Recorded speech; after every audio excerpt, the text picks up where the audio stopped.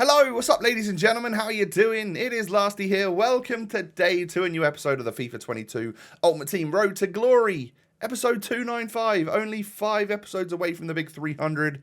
That is crazy, time is flying.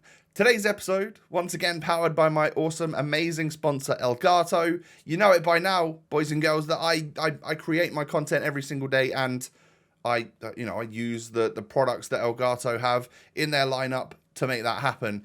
I'm actually going away on a little trip soon, which means that I'm going to be traveling and I won't have this setup with me, all right? You can't take all of it with you. It's my big office, my studio. So I would recommend 2 things. One, come and follow me on Instagram because I'm going to show you my my travel setup with all the Elgato products that I use when I'm along the way. And then 2, check down below in the description to my Elgato profile page because you'll, of course, be able to learn more about those products that I use and the ones that I use day to day just here in my office. So thank you once again to Elgato. If we get stuck into the episode then, do me a favor and hit the thumbs up button. That'd be brilliant. 2,000 likes. And subscribe to the channel if you're new. Also, thank you. I'm going to start by sending an SBC that, well, everyone went mad for a few days ago. I know I'm a little bit behind on the content days, but it is simply because I'm going to be traveling soon. So I'm going to send a whole bunch of stuff into the 93 plus TOTS or Shapeshifters player pick. 1 of 4 player picks. So this is very interesting, very exciting, high risk but potential for high rewards in that, because you need an 86 rated squad and an 88 rated squad, which is definitely not cheap and did make the fodder prices rise. And if you haven't got a lot of stuff in your club, it would obviously cost you a fair chunk of change. But there are plenty of high rated fodder players in my club that I was looking to get rid of. I just needed an excuse to put them into something. And this was the perfect SBC for that. So it's good that I can finally get to show you what I get in this because, oh boy, oh baby, this might just change the RTG for good. What are you thinking? Team of the season Mbappe? Shapeshifter Messi? 95 TOTS Courtois? What is that? I mean, what is that? That is ridiculous. I was so annoyed. I was so annoyed when that popped up. I was, honestly, it made me sad. I just went for the highest rated fodder at that point. I know Mitrovic is probably worth more. I know Brozovic might be worth more. Courtois is probably a low end cost one, but I could just use it as the highest rated piece of fodder in another SBC down the line. But yeah, how sad is that? I get 4 TOTS pop up, no Shapeshifters pop up at all, and then it's a Courtois. Ah, oh, there was so much fodder that went into that. It is sad times, and I really do hope that the ones that you guys opened were better, because my days, it couldn't have got much worse, really, could it? The only way that could get worse is to have 4 93 TOTS pop up along. Yeah, awful. Anywho, sold a few bits that I got from the reward packs, and at least we have this team, right? Which, you know, let's face it, yesterday we got very lucky and got ourselves not only just a 97 rated Kimmich, but it's the 90 Atal that I was buzzing with. And then I bought myself a Spinazzola. I wanted him in a CM. I accidentally bought him in a striker. So I'll go out and buy another one. Because I figured the striker, like, to get a player up from CM to striker at the moment is a lot of position modifiers, and they cost a lot at the moment. So I reckon I could sell this one for and make actually a little bit of profit. So I bought a second Spinazzola and sold him for 249, which was 14k more. I reckon that's about break even, maybe a couple of K profit. Right? Yeah, a couple of K profit. It must be. So, you know, absolute trading god over here.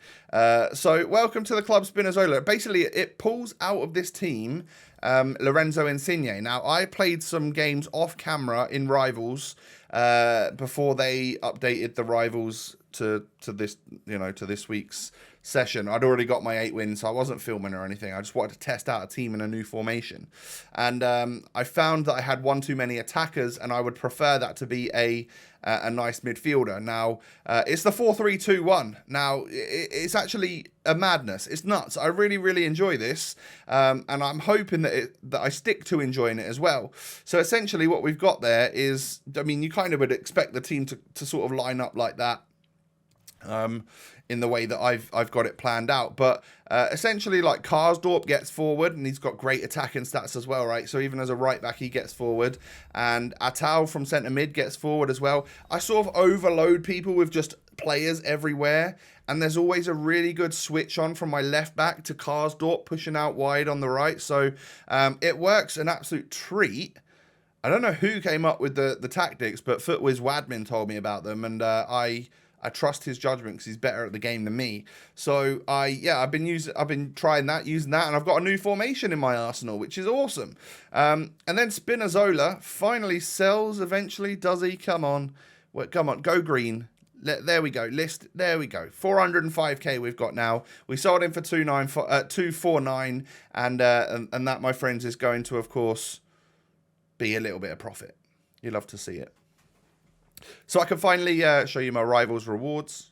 Option number 2, Division 1 rewards this time. I'm not too bothered about getting up into Elite, because I hear that those packs, the picks are just popping up with loads of Team of the Week players and not TOTS players, which definitely sucks. I know that the chance of getting a TOTS player in red is there, but you know what? At this stage in the game, the sweat's in Elite Division. I think I'll just let them stay there, to be honest. I might just chill in Div 1, where sometimes it's great, sometimes it is difficult, but I can kind of handle it a lot better than the Elite Division. I don't know. We'll see. If I end up going on a run, I'm not going to stop myself from getting up there.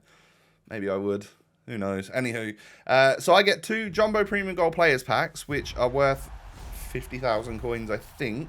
And then 2 Jumbo Rare Gold Players Packs, which are the 100Ks as well. All untradeable, but good fodder for upgrade picks and packs. And also, obviously, the potential here to get a nice green. And, well, talking of greens, we don't get one in this pack right here, apart from a part on his nation, on his flag. It's Galaxy. Yeah. Cool. There's not much really else to say about that, is there? It's just I packed Peter Galaxy in June, nearly July. So yeah, it's sad times. And I just make the most of using those duplicate rare golds and put some of them into these 81 pluses, get a couple of picks done along the way, and then we'll get to my other 100k pack. So from the first pick, we do get an 88. I mean, that's brilliant, really, to be fair. I'll take that for sure. So I can almost imagine that I got a Ramos in my 100k pack, and that makes me a little bit happier. At least it would have been a full 6 flame walkout. So that I probably would have been like okay with it, wouldn't I? Send the next batch in, and we get an 83. I think I'll take Canales for today, and then I'll put these 2 into an SBC as well. We're gonna get anything from this one? Well, it's gonna be green, guys. Oh wait, no, it isn't. It's gonna be a bad one. Sorry, I keep trying to like bait you into thinking I'm about to get something. I hope you find it funny and not annoying, because otherwise you're gonna be quite annoyed at these videos, because I do it all the time. And then the final player pick that we got here for now, 83, 82, 83. I'll take Thomas Lemar and move on about my day. To the final Jumbo Rare Players Pack then, what are we going to get? Well, we're going to get boards, because these packs have no minimum cap rating, and that sucks. Yeah, I mean, even if sometimes when the 100Ks do have that cap rating, it's 84, so this pack could have been what I got anyway, but I just figured when they have that minimum 84 on them, I feel like you get that chance of getting that higher rated card. It's a sad day as well, because we're finally going to get rid of this man. A moment to appreciate Marouane Fellaini. Thank you for what you did early doors in the series. I finally succumbed to putting him into an SBC. I thought I'd do the year of review player pick again. Now, this was the other day, and I did put it on Twitter, so it's not going to be a surprise to a lot of you. But Emerson, Pepe, and Weghorst. I finally get the chance to have big Wegs, and I take Emerson. Because I've been thinking the last few days, man, I wish I did that Emerson SBC because he would be perfect for my team right now. I don't love Nuno Mendes. And I can't see myself using Weghorst, I'll be honest. So I know he was a more valuable SBC, but I really think that having that Ligue 1 to Serie A link is that would be quite important. That will do me well, actually. So yeah, I decided to take Emerson. I hope that's all right with a lot of you guys because I've done it anyway now, so it can't be taken back. And I just wouldn't use big Wegs at this stage. I wouldn't. I've got too many other players that I would prefer to use, and I'm trying to get the 5-star skillers in the attack and stuff, aren't I? So yeah, I mean, it makes the team look a bit cooler. Different card design in there. Can sell Nuno Mendes for a 10k profit pre-tax, probably about 5k in total. But again, you know, brings the coin balance up. Once he sells, we head up to 494,000 coins, basically tipping over the edge of 500,000 coins. Plus, I've got a tradable Spinazzola in the club as well, which is 250 at the time. Maybe he's 200 now, 150. Maybe he's 20k because I've got him. But time to head on into some rivals. Now, it's a new week of rivals. I'm with this 4-3-2-1, so hopefully you might see a slight variation in the types of goals that I'm scoring because I'm using a different build-up process. And a different front line of Felipe Anderson, Di Maria and Pele, and it does build oddly. The players seem to go all over the place, but it's really fun and really interesting, and you can certainly get caught on the counter attack. But I figured that I concede goals anyway, whether I'm getting caught on the counter attack or not. So I might as well just have a really good new strategy for attacking. Don't worry about the defense too much because I'll go with the opposite rule of, the best way to defend is from attack or whatever. No, that's what I'm doing. I'm scoring goals instead of attacking from the back. I'm not really caring about the defense at all. Just if I concede goals, I know I'm going to concede goals. But let's just overwhelm them up front and get a lot of opportunities to score with. Do you know what? Basically, any player in that front six, maybe Vieira can't score that often. He gets the odd header from a corner, I guess. But like Spinazzola and Atal in centre mid, obviously they could both play further forward. One's got 5-star skills, one's club 90. So yeah, it's pretty versatile, and I make some good subs as well. I've been enjoying De Bruyne in a centre mid role, whereas I hadn't been enjoying him as a CDM role. So it's just having players in different positions on the pitch, having different passing lanes and stuff, and it makes it feel like a completely different game, and that's exactly what I was looking for after the last couple of weeks' worth of champs results. Now, I'm not saying this is going to make me get any higher than 9 wins. You know, maybe I am a fraud in the weekend league at this stage of the game, and I bottle the 11 wins again this week. I don't know. You know, I might have played it by the time you're watching this, but I certainly don't know at the time of filming. That's what I've got on my to-do list, is to go and sweat out champs, which doesn't sound like fun, does it? I'd rather be packing for my holiday and getting ready, but, you know, I'm going to be sweating out champs instead. And, yeah, hopefully it will at least be one good red pick or something this week. If we bottle 9 wins and we just get fodder, that's all right. If we get 9 wins and we get 1 eFigs player pick, then that's all right. If we get 11 wins and we get 2 eFigs player picks, that's good as well. You know, that's great. But I posted a picture on Twitter the other day of my red picks throughout TOTS and onwards up to date, and I said W or L, and the majority of the responses were that I've been screwed in my red picks quite a lot. You know, João Felix is really the only majorly expensive card we got there. Really, across the whole board, it's kind of nuts. That with most of the players there are pretty cheap and not super usable. You know, I see people with their red Cancelos, Ronaldos, Mbappes, Bellinghams, and Kunkus, and I'm like, well, I just wish I could get one of them. So that's sort of like the plan. If the weekend league is still offering out those rewards, it would just be so amazing for a red Bellingham to pop up or something. I would love that so much. I think that is the card that I'm just most looking forward to finally getting at some point during this game, when my coins actually allow for it, and I can fit him into a team or something.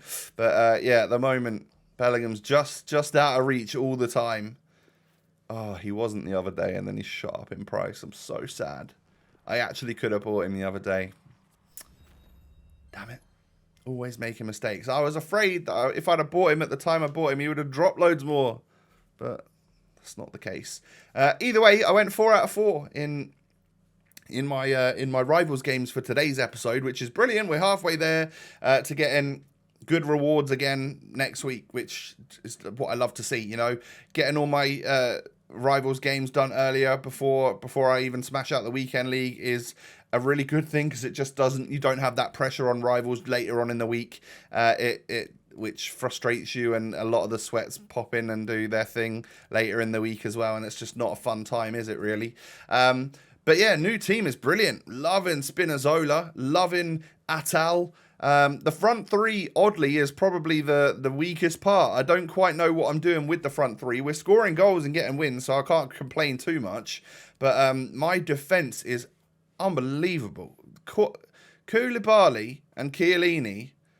I posted a picture the other day. I posted 2 pictures, and it was like, corporate needs you to identify the differences in these 2 pictures. One was a picture of Chiellini and Koulibaly, and the other was a brick wall. And then there's Pam from The Office saying, it's the same picture. That's what they are. They are a brick wall. They're rock solid.